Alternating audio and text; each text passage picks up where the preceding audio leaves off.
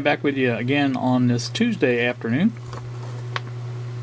As you can see, I have the P-965B still on the bench, and I do have the audio module removed. Just trying to see some other stuff. Anyway, here it is. So that will be. Now the thing I want to do now is I want to show you a picture here on the computer, and this is the schematic for the 965A. Now it is a little bit different than the B. For one thing, the module placement, as I outlined yesterday, it ran from here to here instead of this way. So that's the only one I really seen. Now I think the circuitry is pretty much the same, I'm hoping. But anyway, that's the schematic, and I took this with my cell phone because it's the only schematic I can find is the one I've got in the Sam's book that I bought for this, and so I'll have to make do with that, I guess. But anyway, if you look closer here, you'll see the audio module that's outlined in orange there, and the IF is outlined in blue. That's the IF module. Now, if we look at this closer, you'll see that there is 6 transistors on this audio module. So logic would, to me anyway, dictate that the problem probably is in the audio module because there's so many transistors, number one, and all the power mainly goes there. Now, the 6-volt line. There, if we look at the power supply, you can see the picture there. It's got a 6-volt line, a 4.8 and a 4.6 voltage line output. And if we look at the audio module again, we can see the only place that well, I can see anyway from the whole schematic, the only place the 6-volt line goes is to the output transistors of the audio module. So it would make sense to check there first. And the only way of checking that is to remove this module because there's, the printed circuit is not available to the rest of the board. It's underneath that, so it's poor design if you ask me, but that's not me. So anywho, that's what we're going to be doing. I'm going to run a test of the voltage on this again and see if the voltage disappears again, or if it doesn't. And if it doesn't, then we know pretty much that the problem is in the audio module. So without any further ado, let's do that, and let me set up for that, and I'll bring you right back. Alright, back with you again. I have the set up here. The red line here, it goes to the switch that's coming from the batteries, and if I measure that on the meter, I have 5.82 volts. Now on this side, let's get this out of the way. This side is the other side of the switch. Right now it's off, so there's no measurement there at all. So what we're going to do is find out, and I want to connect this to this so that we can instantly see without too much hassle what's going on. Now again, if the voltage doesn't come up to 5 something, then we're going to know, if it's just like 0.9 again, then the short's still in there. So here we go.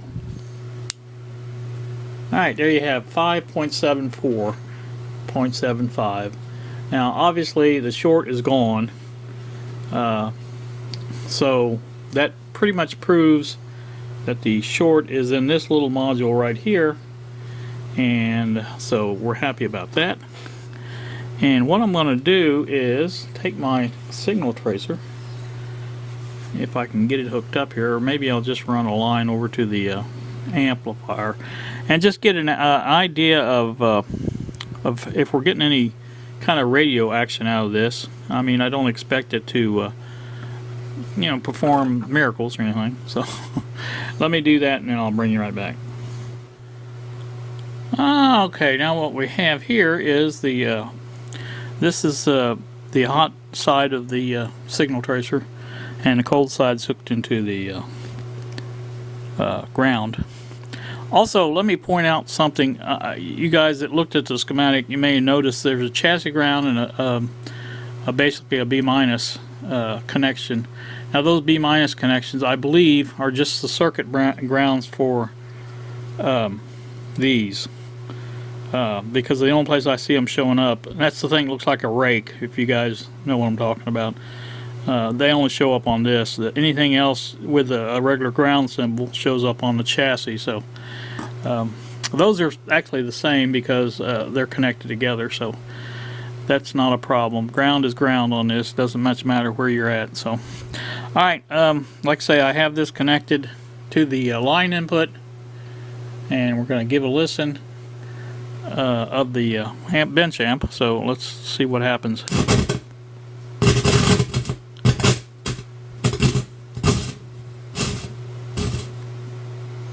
Not much.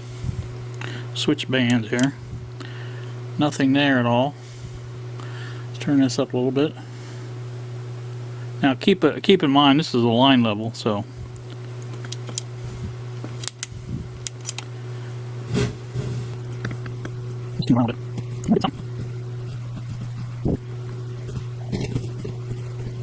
also it's just the only.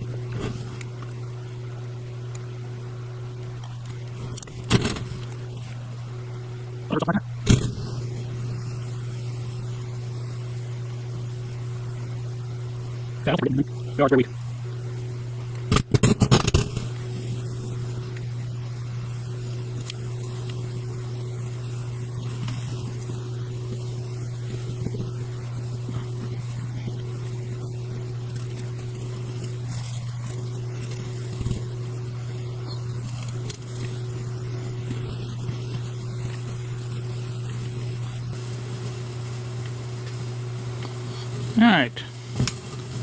Can't really tell a lot about that, and I don't think that's actually working as well as I think it should work. So yeah, I think that's all we were getting was the static from the wiper of the volume control, because it's not doing anything on either side. So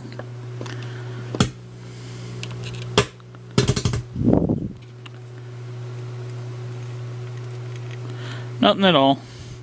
Alright, no radio action. So there's another problem we've got, obviously. I don't think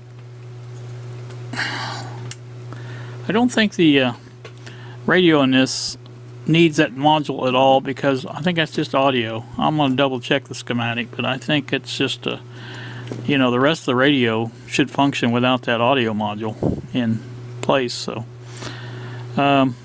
I will do some double checking and stuff like that. But anyway, we're making progress. We know our problem is in this module here, so we'll do some tracing around on this and find out where our short's at.